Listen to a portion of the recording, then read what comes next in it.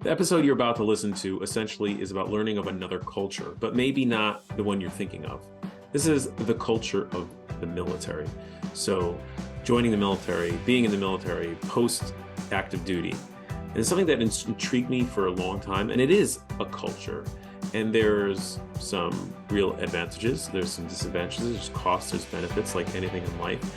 And it's always piqued my curiosity of what it's like, what draws people to it, what do they gain from it, what are the challenges, and we definitely get into the cross-section between the military and mental health. And it's been on my mind for quite a long time, and I was looking for a good candidate that could really join me as a co-host and talk about this, and I think I found her. So this, to me, is interesting, and I think there's a lot of parallels to civilian life. This is not just for people who have affiliation with the military. So I really hope you enjoy. As always, we do this just to provide meaningful, helpful content. So if you could take just a minute and share this, go on to whatever platform you are and rate this, write a review. It really goes a long way. It really helps us with our exposure. So without further ado, this is Mental Filter.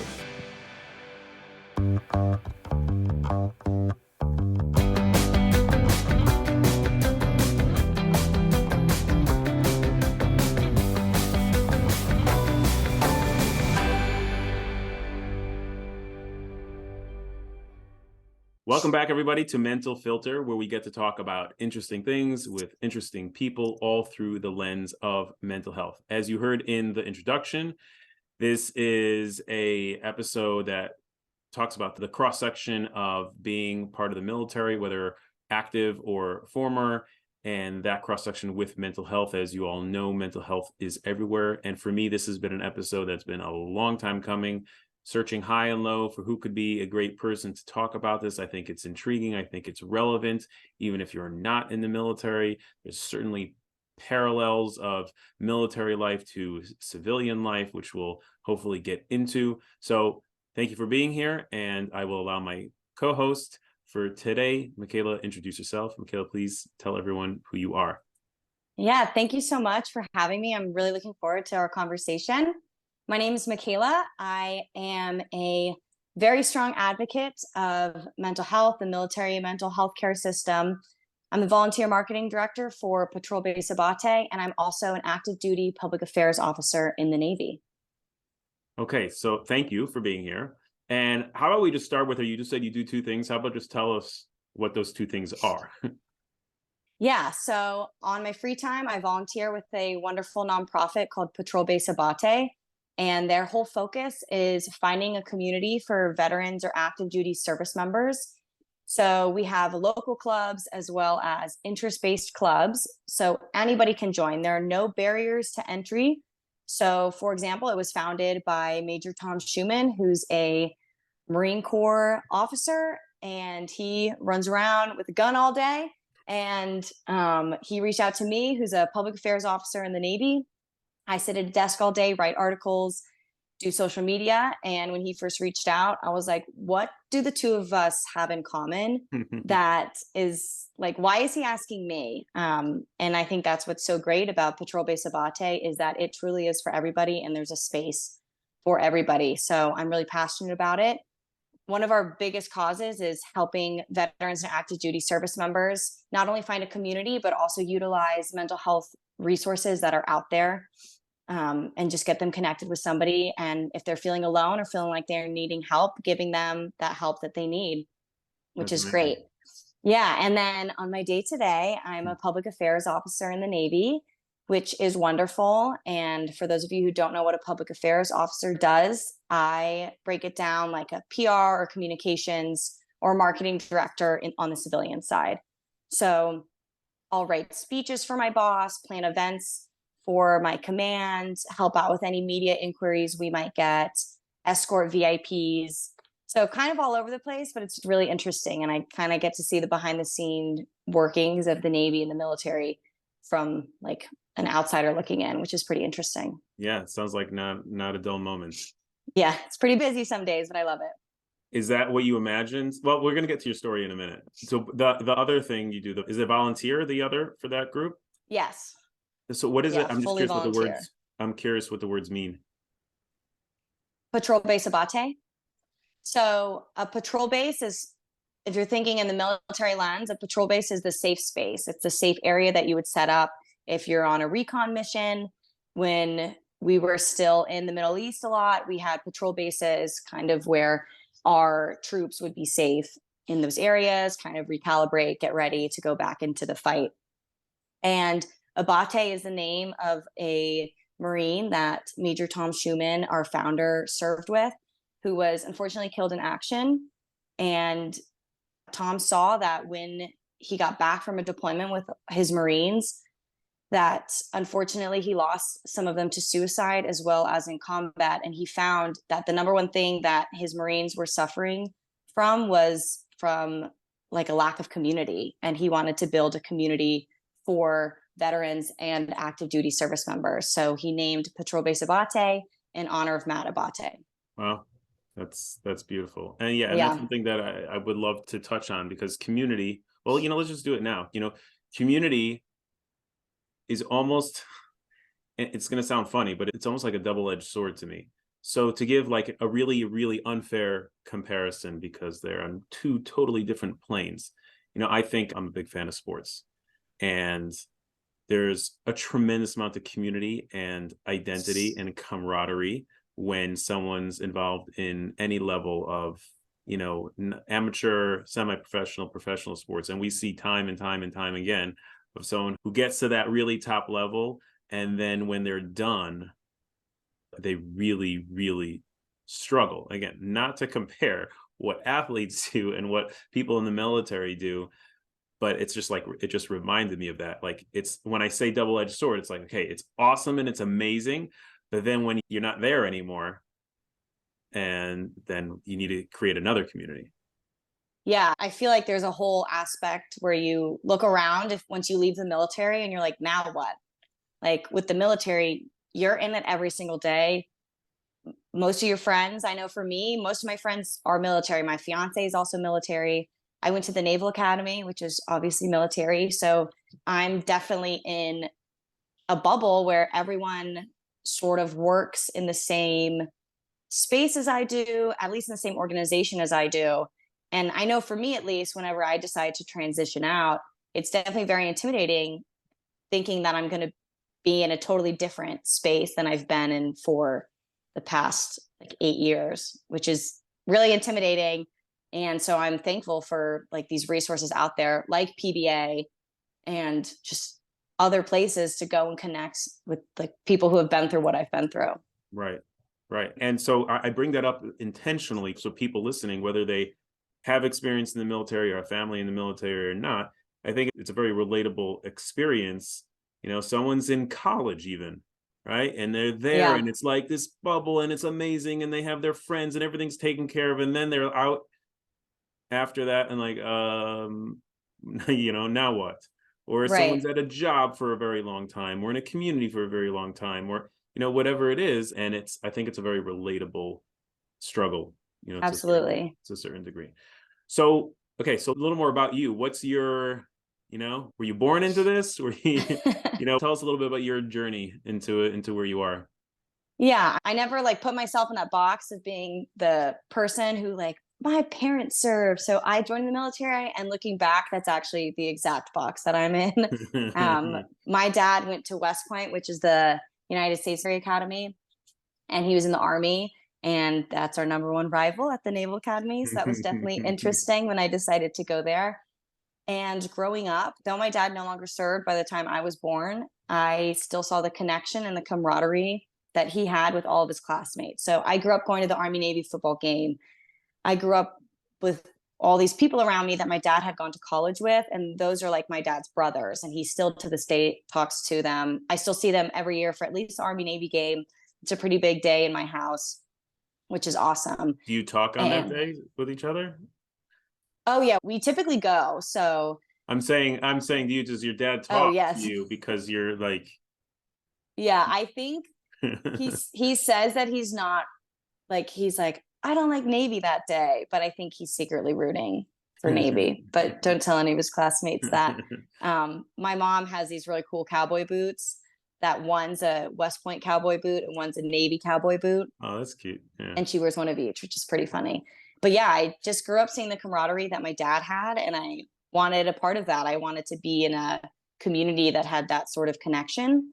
So then I set my eyes on the Naval Academy when I was probably a freshman in high school.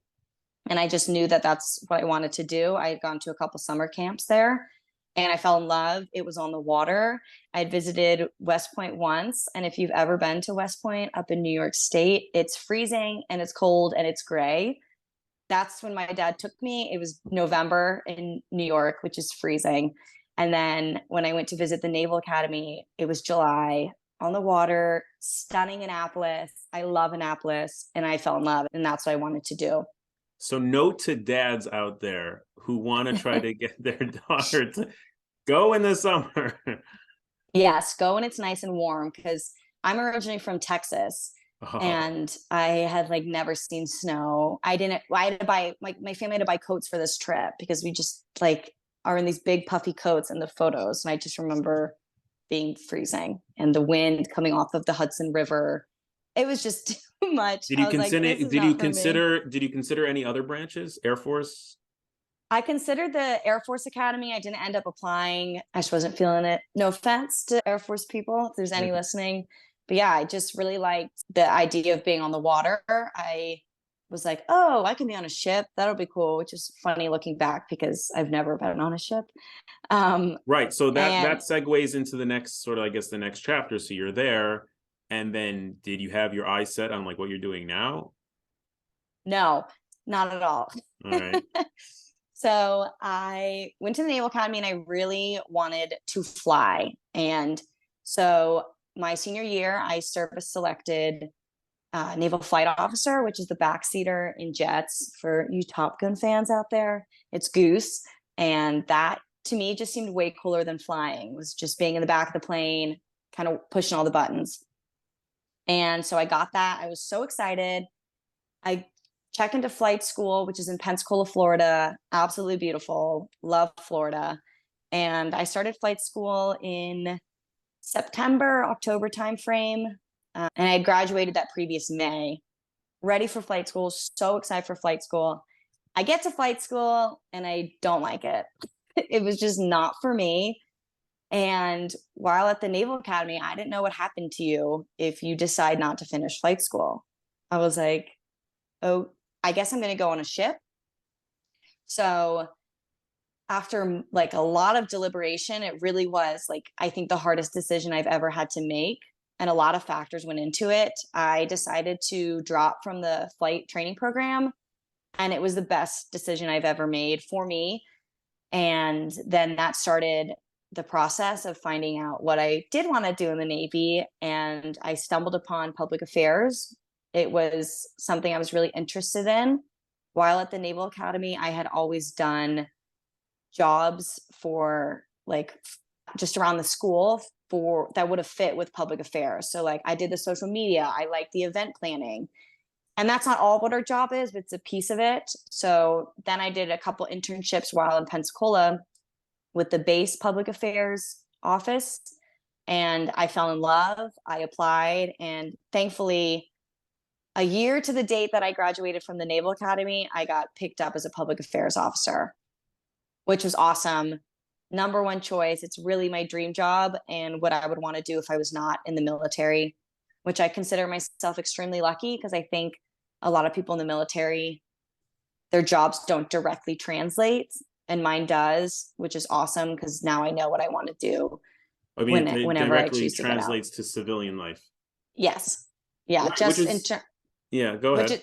Which is great because we need our ship drivers, we need our pilots, we need our naval flight officers.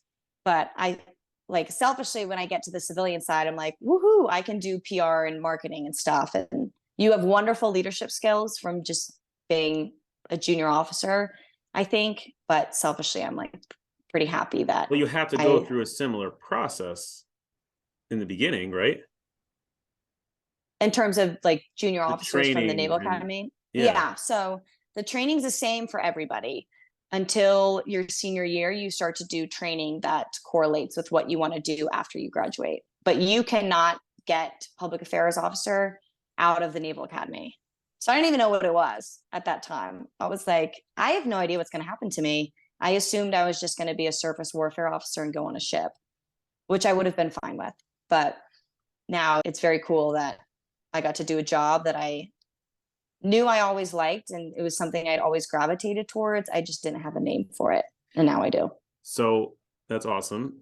Not many people get to find what they really want to do. So that certainly is a blessing. So I have two follow-up questions on that. One is not loaded and one's more loaded. Okay. One is like, this is a question I was going to get to later, is do you think that that's like one of the, I don't know, misnomer, if that's the right word, of how civilians, and I'll be very transparent, like I'm very much a civilian. I have very little personal, experience. I would call myself, pretty ignorant in these matters. So is that like one of the misnomers of people who aren't familiar with the military, that they just assume like everyone in the military is like, carrying a gun and flying a jet and on a ship, or, riding a tank, and there's like hundreds of thousands of positions that have nothing to do with that? Yes.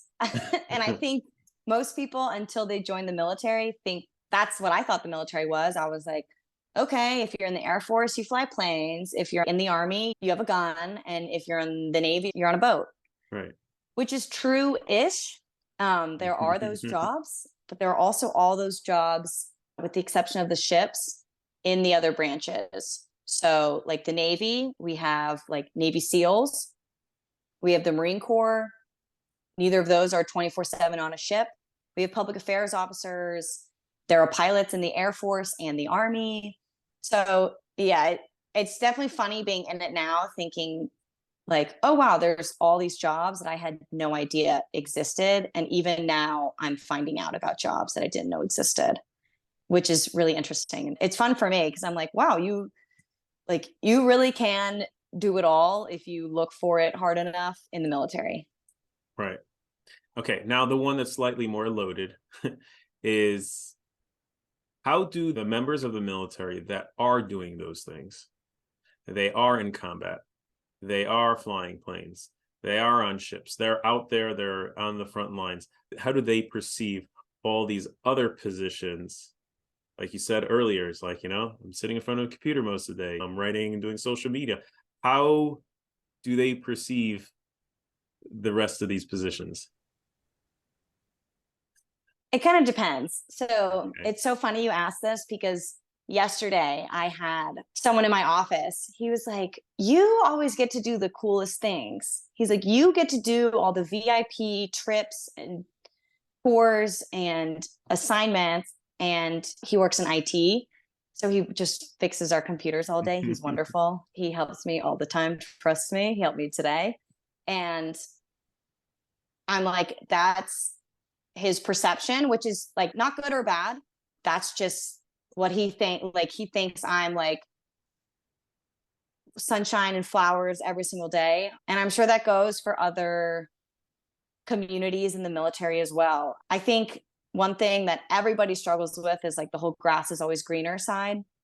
I will say that I think my job is a lot cooler than some of the other positions you can get. And I'm very, very thankful for that. And I recognize that. But yeah, I've definitely seen the people being supportive of me because I'm in such a small sector of the military. There's only about 240 of us public affairs officers in the Navy. We're the smallest community. So there's the least amount of us around. So a lot of the times people don't know what we do. But I think people will say the same thing if they're on a ship and wish they were an aviator, or on a submarine and wish they were on a ship. So it's definitely interesting. I think the military has this culture of almost showing off like, okay, my life is harder than yours, and I'm going to make you feel guilty for that. I also talked about that today, funny enough, with someone in my office. And yeah, I recognize that like I don't have to stand 8-hour watches on ships or like sleep on a ship every single night. And I don't have to deploy the same way other units do. But I think there is definitely this like almost competitive stigma between the different communities within the military of, oh, my life is harder, your life is better, it's unfair, it's not fair, which I've seen, which can be pretty brutal. Right. Personally, mine hasn't been that bad Or towards I can me. I'm pretty imagine, I upfront can with imagine people. someone, there's the being jealous of like, oh, you have it so good. And I can imagine probably on a, individual basis, like, oh, like, what are you doing already? I'm sitting out here putting my life at risk and like, well, what are you doing? I'm not accusing anyone of doing it, but I can imagine that's possible. Yeah, 100%. That's something that I sort of find myself struggling with too. Because, for example, my fiance deployed last year and I haven't deployed. I probably won't deploy, just how my job is. And it's almost as if I feel guilty because we can get out in a year. I don't know what we're going to do, but if we get out in a year, I find myself comparing myself to him. And he's wonderful and incredibly supportive and like would call me crazy for saying this. But I'm like, wow, he deployed and did all this and got to see all over, like, he's seen the whole world go floating around, which is wonderful. And I've been like sitting at my desk the whole time. I've gotten to do some really awesome opportunities and plan some like pretty like national level events, which has been awesome. But I think when you think of the military, you think of, oh, deployment, going to war and everything and protecting the people. And so I find myself struggling with that because I'm like, I didn't do that. I probably won't do that. And I'm surrounded by friends who have done that. Yeah, it's almost like the reverse comparison that you were talking about. Not that, oh, Yeah. you have it better. It's like comparison, like, oh, almost like a little bit of imposter syndrome. Like, like what have I done? They're having so much more of an impact. And again, to connect it to people, civilians who are listening, I can tell you how many hundreds of people that have sat right here and we're talking somewhere along those lines of comparison. Well, what I do doesn't really matter because someone else is doing something that's more Right. important. And so, and that whole, that guilt that I'm not doing enough is, I think, very relatable. Yeah, definitely. So, okay, I have one more question about before you got into it, and then we'll sort of shift a little bit.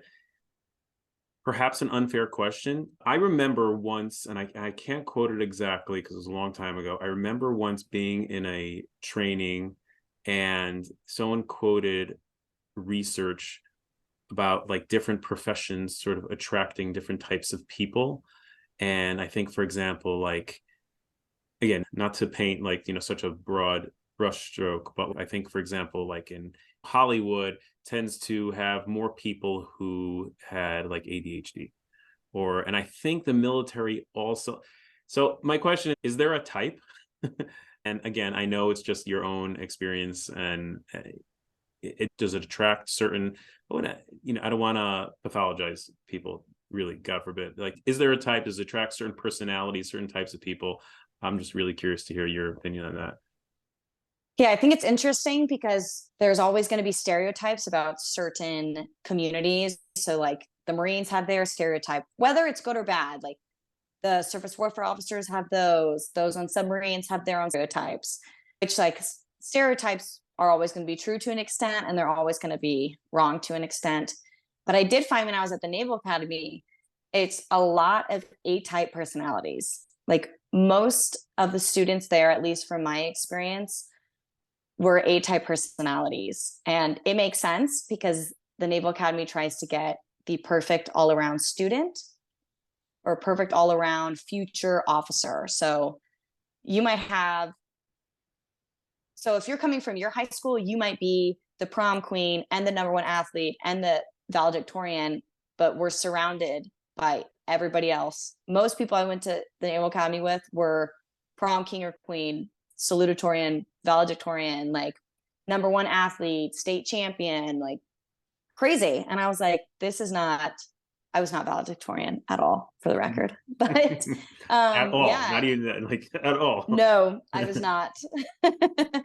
But yeah, it was just very interesting, all the personality types. And we have to take these leadership courses while at the Naval Academy, and you would take personality tests in some of these courses, and so many people would be matching in the personality tests. And I think that's just like on paper, how they're trying to get everybody to be like this one perfect, like the perfect, well-rounded student, which is not necessarily the best way or whatever. But yeah, it was definitely very interesting to go in those, like see all the similar personalities. And then now that I'm out at the fleet and I'm with all sorts of personalities and backgrounds and ages and genders and everything, that I think the personality test answers would be a little more diverse. Right. Yeah, that is interesting. So now at which point and how did you get like more into, mental health related matters and interests and, advocacy and stuff like that? Yeah. So at the Naval Academy, I was always an advocate for mental health. I think looking back, I struggled with some level of anxiety. And I was like, okay, so there was free resources at the Naval Academy. They have the Midshipman Development Center and they offer free therapy, which is wonderful. And I would do that like once a week, once every other week, just to kind of get me like, I'm a huge advocate of therapy. My mom's a therapist. So I'm very much like, I need to talk out my feelings to just somebody. So I would do that. I was very open about the fact I went to the MDC. And then when I graduated, I checked into flight school and I kind of knew like pretty early on that I was unhappy, that I just wasn't loving flight school. I was having an identity crisis because what I thought I wanted isn't what I wanted. And that gave me a lot of anxiety. Everybody around me loved flight school. I didn't love flight school. And unfortunately, I was also there when we had a terrorist attack on December 6th, which killed a classmate of mine, as well as two other students that were down in Pensacola. And that just really rocked me, as well as like the rest of the community and classmates that were there. And I just remember right after that happened, I was thinking, like, if I die tomorrow, for whatever reason, I am not going to be happy with where I am in my life. I'm not in this job that I like. I wasn't really in like the healthiest relationships. I don't think I was really taking care of myself. And I was like, that something has got to shift. So really that was my wake up call, that I just wanted from that point to pursue a life that I was happy and excited about, as cheesy as it sounds. And so probably about 2 months after the shooting, that's when I finally got the courage to leave flight school.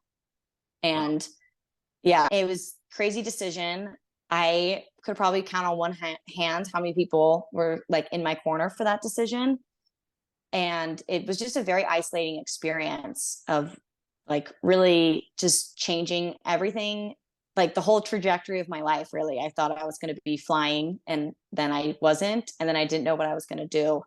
And that just all really hit me from a mental health standpoint. And I was like, I'm not okay. I'm not okay with where I'm at in my life, and I want to change it. So I decided to switch into public affairs, which thank goodness I got. And I was like, oh, all my problems are fixed because I changed my job, which if you've ever struggled with any mental health, that's not the case. That was my Band-Aid. Right. So I picked up public affairs. A couple months later, I was in my dream job. I like had a great, healthy, my then boyfriend, now fiance, like I was dating him, healthy friendships, was working out. I was like, what's going on? And my mental health was just declining at a rapid, rapid rate. And that was when I was like, oh, I need help. I need like serious help. And that sort of started my mental health deep dive with the military, of getting help. And we can get into that as well. But after like finding all my resources in the military and getting the help I needed, it probably took me 2 years, 2.5 years after I graduated from the Naval Academy to like level myself out and figure out what was going on in my brain and feel like, okay, I'm in a good place. And I had a really hard time sometimes with the military healthcare system, unfortunately. And I'm privileged in the fact that I had a supportive chain of command. So like my boss and everything. and I'm an officer, and I still had a really hard time getting help. And ever since then, I was like, I am going to be vocal about my struggles in the hope that I can help one person, because it was a nightmare trying to get help, honestly. And I don't want anybody to have to go through that. And some days I'm like, I don't know how I made it. Like, I do not know how I pushed through and just kept going some days.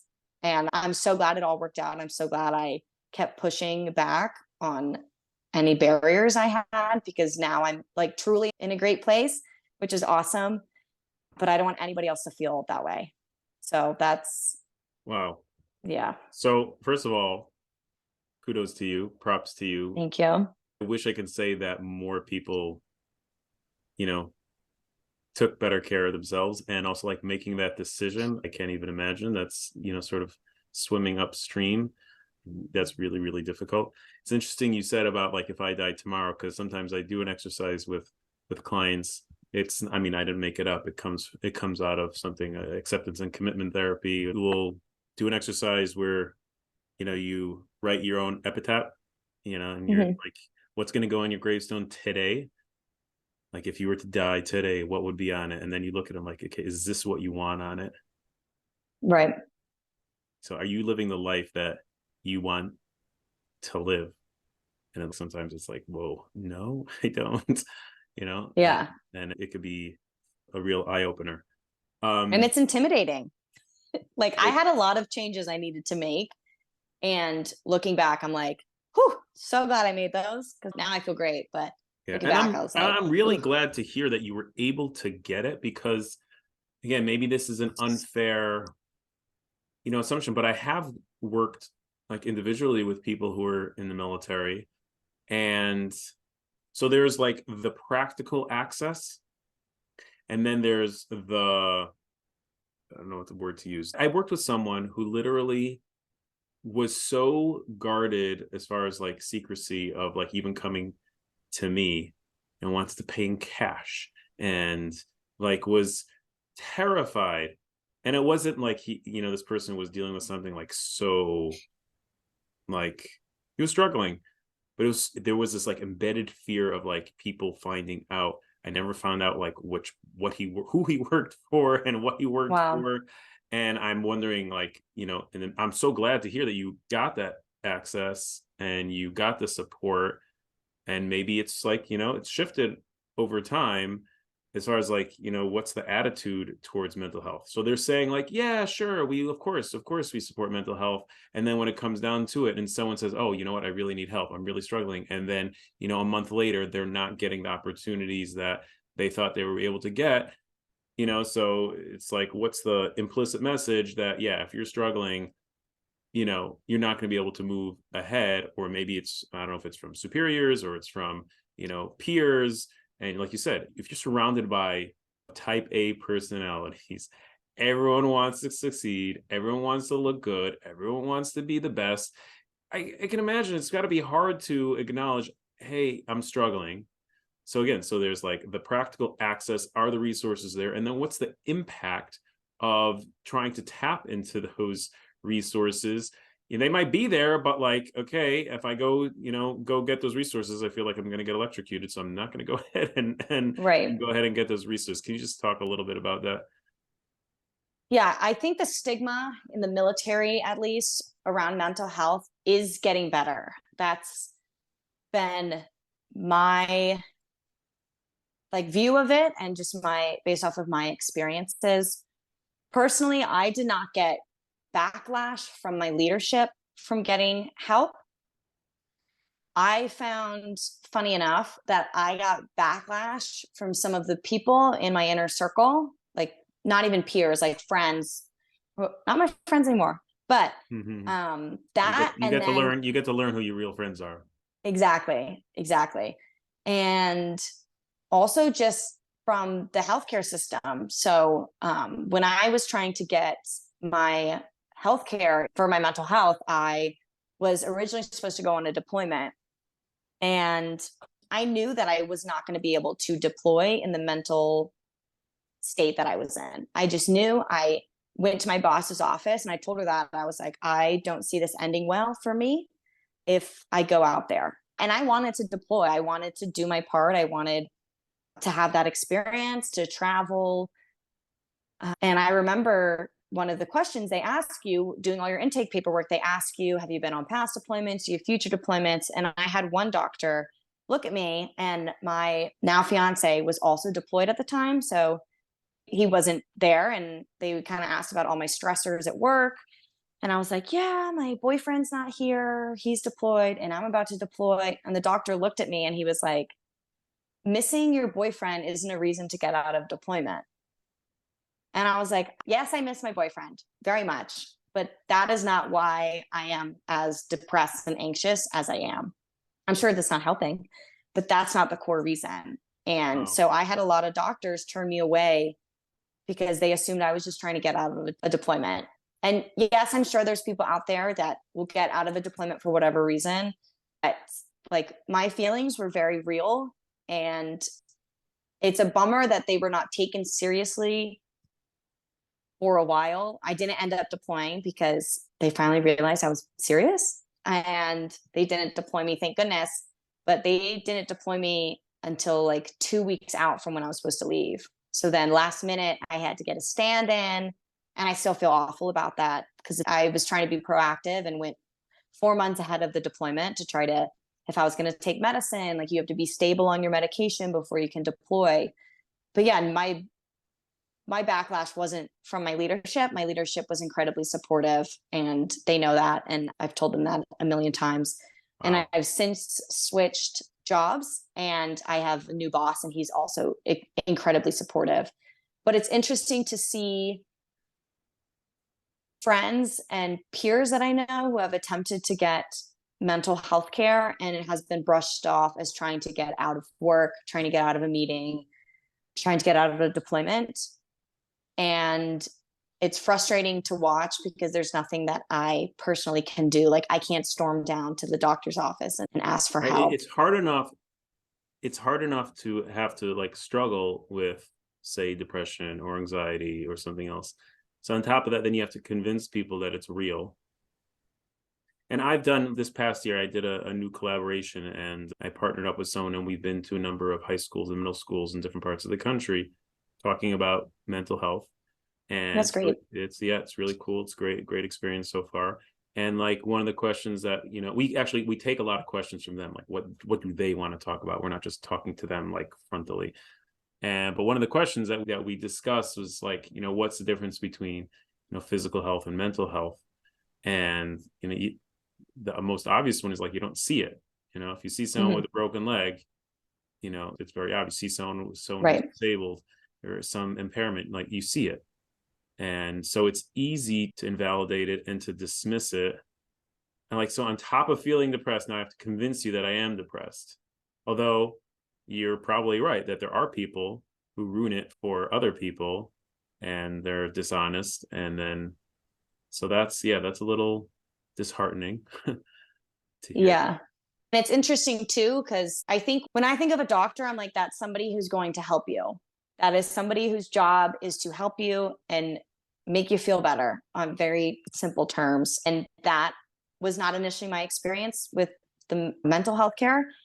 And that is not a lot of people's experiences.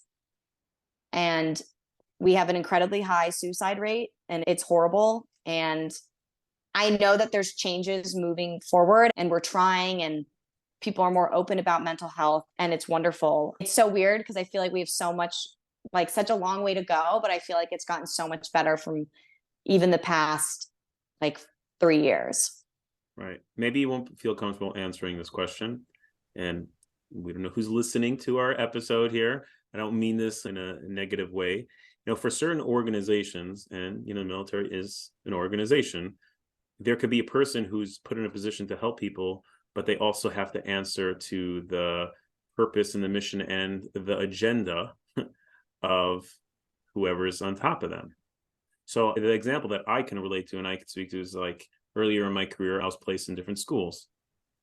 And one of the things that helped was that, speaking to students in the schools, like, I do not work for the school. So I don't have to answer them. I don't have to answer to them. I don't have to listen to what they tell me. And that was very empowering and also very helpful, because they knew then, like, there was no agenda. Like, they can say whatever they want.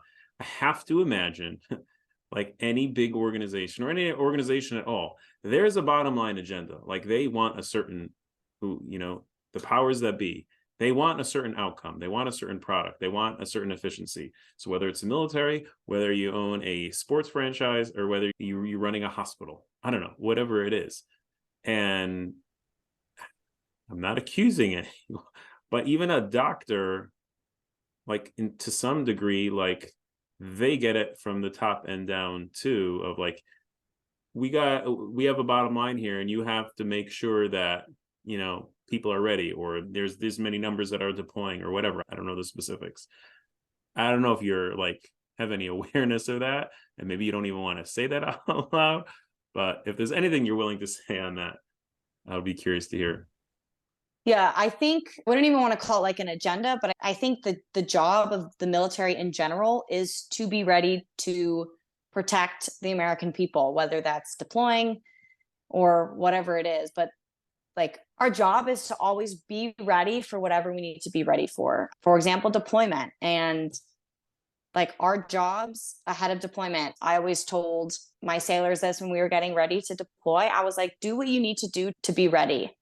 So I don't know if that's where some of the pushback came from when I was like seeking help, but I think, just in my opinion, like, one of our overall goals is to always be ready for what may happen. Right. Yeah. And I mean, I think it's really, really amazing.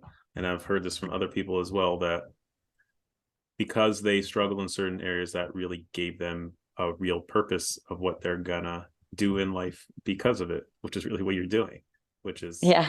which is amazing. You mentioned suicide, which is very real. Anecdotally, are you aware of that there's certain like junctures of time in person's military career that maybe it's more prevalent? So, you're in the academy, you graduate, well, either you're deployed or not, or is it when you transition to, civilian life? Like, are you aware of anything like that?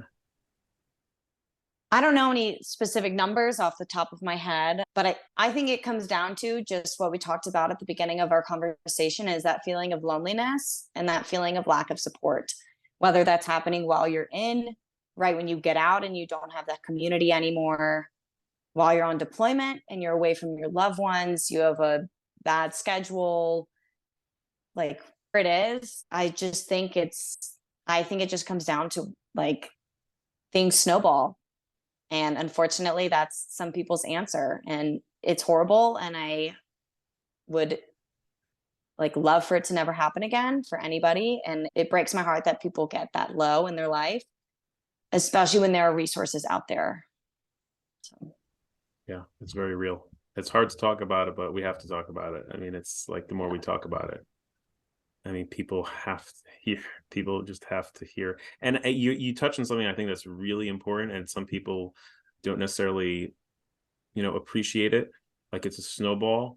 For a lot of people, it's a build up, a build up, a build up, build up. It's not necessarily this like one big, so egregious. And for some people, it is, Mhm. but it's not always the case. It's like a pressure cooker, and there's just like, this is added and this is added and this is, and a lot of those things on their own aren't like, aren't that overwhelming. They're not the end of the world. But when you have these like stressors and stressors and stressors, and they're just not dealt with, and you like hold it in, and you hold it in, and you hold it in, and hold it in, and then when it reaches its boiling point, it's like they'll see like that's the only option, and it's so like sad and tragic and unfortunate and infuriating, that at some point along that journey, like, if something was done to help address it, then maybe the pressure cooker wouldn't have gotten to the point of explosion.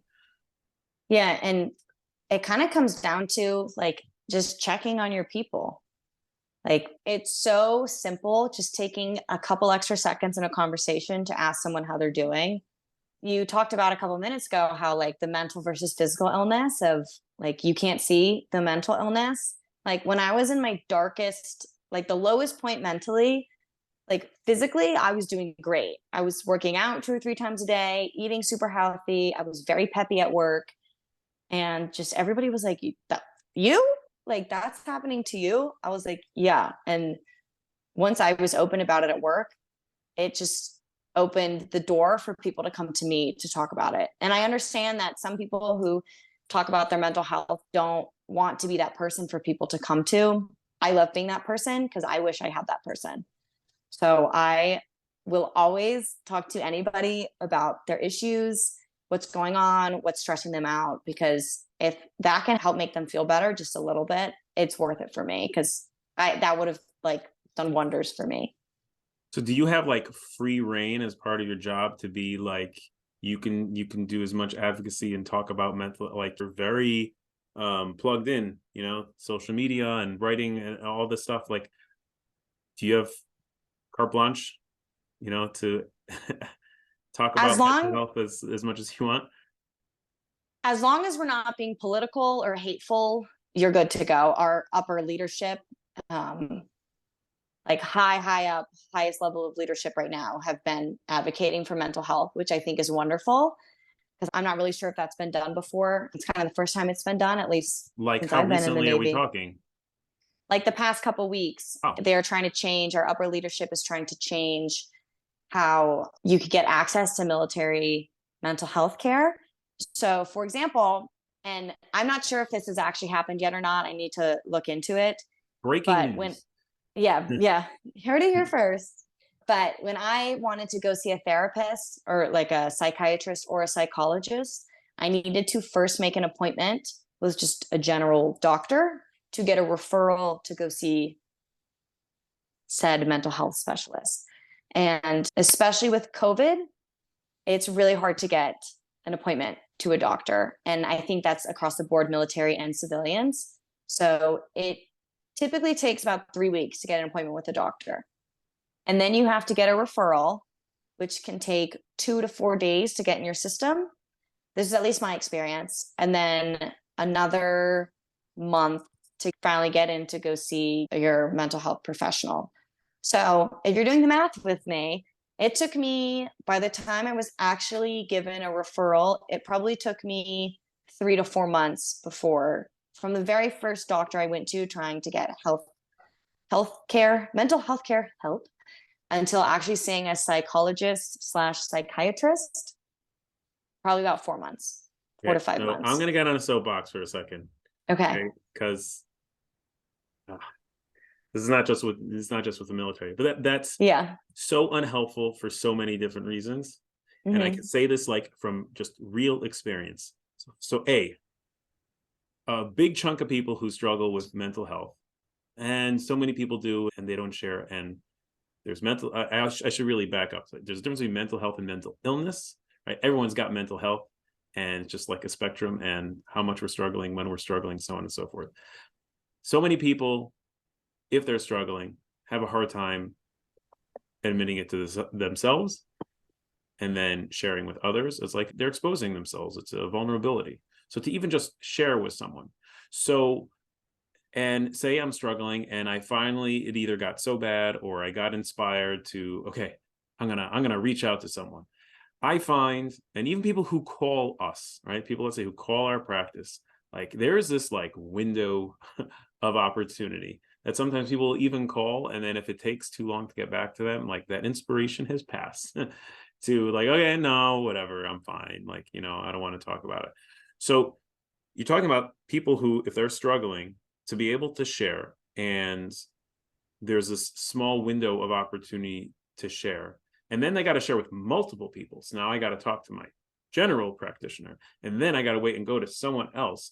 Like people are, they're not at full strength. And so you want to make more hurdles to get through. It's like, it's just creating it. There's going to be an attrition rate of people who aren't going to push through all those steps to get it. So like, okay, on paper, we can say, and I'm not picking on the military, this is in other systems as well. On paper, we Right. can say, oh, we offer this. Yeah, but if you take a little closer, like what's the access? How can, practically speaking, someone wants to ask, you have to go through this. Oh, then you know, it's like, remember if like I had to get something in college. Okay, you go to this office. No, that's not our door. Go to that office. Oh, no, that's at that office. You know, forget this. Like, I'm not, you know, I'm not doing this. Right. Like, you have to be like really just like see it through the people's eyes and like practically speaking, what does the access look like? Okay, I will now step off my soapbox. You're good. It's also people having to take time off of work, both civilian and military, to go to these various appointments and everything. So they're trying to change it right now to where you don't need to go to your general practitioner first to get a referral. You can just go directly to a mental health practitioner, which is wonderful. And hopefully that so really helps out. I wasn't thinking about this before we started this, but if you happen to be in a meeting with some high-ranking person who has influence over these things, I have an idea that just popped in my head. Not that it's ever going to happen, but I will share anyhow.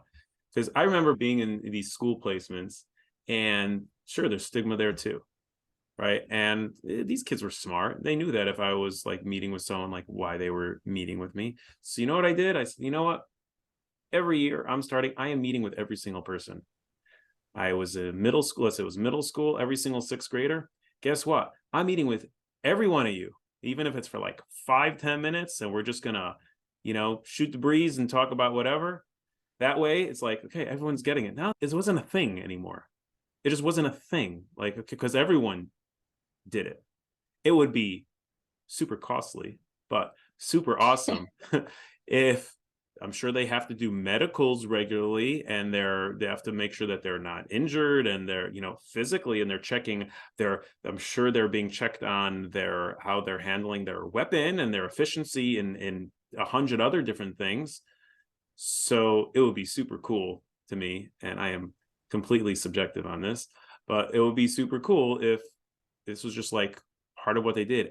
Everybody met with some mental health professional regularly. Maybe not the person who's really struggling is meeting it more often than the person who's okay, and it's just like, you know, a check-in. That way it's sort of like it releases all this like extra, I don't know, obstacles and work and stigma, because this is just like part of the fabric of what we do. But who am I? No. I love where your head's at. Okay, so to flip it to the other side of the coin here, because I don't want to like give the military such a bad rap. We're not here throwing them all under the bus. You know, again, like I said, I'm ignorant of this. So part of my unfair influence is like, you know, watching like Full Metal Jacket, you know, which I cannot imagine is an accurate depiction of what military life is like. I get that. So you have to imagine there's a lot of things in military life from day one all throughout that actually probably have like both advantages and disadvantages, like, you know, the discipline and the camaraderie and the routine. And some of those things can lend themselves to an unhealthy, let's say, perfection, right? I treat a lot of anxiety and OCD and people who are perfectionistic, and it's helpful up until a point, and then it becomes really unhelpful. Routine is helpful up until a point until it becomes unhelpful. But right now, I'm really curious to see like a lot of the real benefits of like the military life, mental health related or otherwise. It's sort of that lend itself to being a healthier, happier person. I don't want to just focus on, you know, on the negative things. Yeah, I mean, the military has provided me with so much that nobody else my age who on the civilian side has done, which is wonderful. I got to go to college for free, which was great, because if you struggle with student debt, I've heard that that just haunts you forever. And my student debt was just serving at least 5 years in the military, which I will take. I've traveled all over the place. I've got to meet and learn so much about, like with my job specifically, just the inner workings and plan these awesome events. Though sometimes our healthcare system has its struggles, it's still free and it's still covered. So for example, I was in a car accident a year and a half ago, and I had to get like MRIs done on my brain just to make sure everything was okay, because I had a concussion, and I went to a bunch of specialists and everything was fine, thank goodness. But like that was all paid for and covered. There are a lot of wonderful education opportunities that I try to get everybody who is eligible to take advantage of. So even if you're enlisted and didn't go to college, there's still resources out there for you to continue your education, which is wonderful. You can go to grad school, you can become a doctor. If you like traveling, which is the big one for a lot of people, you do have the ability to be stationed all over the world. And when it comes down to it, while you're in the military, like, you're surrounded with so many people who are going through the same experience as you. And it's awesome. And even if you get out, there are still people out there that you can connect with. But the biggest one for me, or the biggest two, have really been like the wonderful education I got, and then just the community around me. Once I found my perfect little group, like, they're there for me and we're sticking through it, and we all have this shared experience of the military. And I'm still very close with my high school friends that all are civilians, and like very close with them, but they don't necessarily understand the inner workings of what I do, and vice versa. So it's nice Yeah, I was having going to that ask sense you of that. community. Is it harder to relate to civilians, being like, this is like your life and has been for, a long time? Yeah, some things are just like so weird to me. Like, for example, like, my civilian friends aren't standing duty or aren't standing watch. My civilian friends like never have to sleep at their office. They get to wear whatever they want every single day, which is, selfishly, I kind of like that because I don't have to pick out a new outfit every single day. I know what I'm going to wear. And it's just very funny because sometimes my friends, they like my friends watch Cadet Kelly. I don't know if you've ever seen that Disney Channel movie. It's wonderful. It's about this girl who goes to military school, and they're like, that's what you do? And I was like, no, not really. Yeah. And it's just very interesting because my friends are like, oh, you can't do this, but you can do this. And there's just more rules around military personnel. And I mean, it's just funny. really, if you think about it, it's like trying to understand the different culture. It's like the same way Yeah. if I was friends with someone from somewhere in Asia, and like, it's a different culture, and trying to Yeah. understand another culture.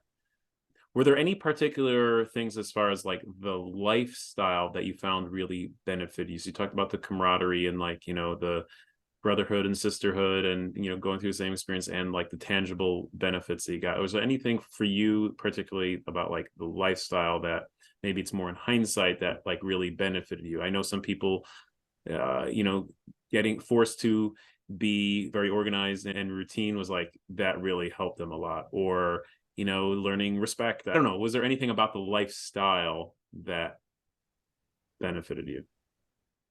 Yeah. I think routine is good for me. I'm type A. So I like the routine. I like kind of knowing what my day to day is going to look like. I keep a planner with me, like it's right here. My friends call it my emotional support planner. Like, I still write everything down. And also just like how to interact with others who are who like you're leading, and then how to interact with your leaders. So just the different ranks and everything has been very interesting. I imagine whenever I get out, it's going to be sort of hard for me to be like, what's your equivalent in the military? Which is like, I would never actually ask, but like trying to wrap my head around. Yeah, it's just very interesting. And then just working with so many different types of people, I've really enjoyed and learned a lot, and just different types of personalities. Like, you're out of your bubble from high school or college, and it really is a huge melting pot of people. That is really nice, because it forces, like, you don't have a choice. Like, if you're not going to learn how to get along with other people, like you said, you're all having the same experience, and so it forces everyone to try to understand each other and try to work together, that's fabulous. That's fabulous. So yeah, we're almost out of time here. I'll ask you a nice cliche question here, but I think it's relevant. Is what kind of perspective or advice would you give someone who's enlisting now? That, because you gained your experience, but what are some of the things you would tell them? I would tell somebody to try to find something that you enjoy, Find a good core group of people that will be in your corner, whether that's your friends, whether that's leadership, whether that's a mentor. And that sometimes at the end of the day, you are your best advocate, and sometimes you might be your only advocate, but to keep pushing through, because it is worth like fighting for what you need so that you're better and that you perform better. And then that makes the collective better if everyone's working at their best. That's great. Yeah. I mean, you can only be there for others or for something bigger if you can take care of yourself. And no one's going to take care of yourself as much as you're going to take care of yourself. You have to believe that. So that's... Yeah. Okay, fantastic. Was there anything else that you wanted that we didn't get to? Anything else you wanted to add or comment on? I think you got it all and more. So if anyone wants to learn more about this topic, more about what you do, how they can, potentially help, where can we send them? Yeah, so you can send them to my Instagram. You're more than welcome to shoot me a DM with any questions you may have. So my Instagram is just my first name, Michaela.White, and then the number 3. And then if you're interested in learning more about Patrol Base Abbate, we're also on Instagram and online at pbabate.org or just pbabate on Instagram. Fantastic. All right, thank you so much. This is great. Thank you so much for having me. I really enjoyed it. We could talk all night. My pleasure.